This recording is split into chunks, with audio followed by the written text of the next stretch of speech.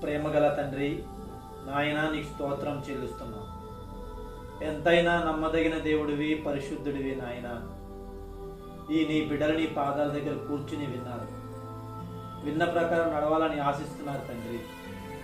తగిన శక్తిని బలాన్ని ఇవ్వండి. కుటుంబాలు మార్చండి తండ్రి. కష్టార్జితం వ్యర్థం కాకుండా సహాయం చేయండి.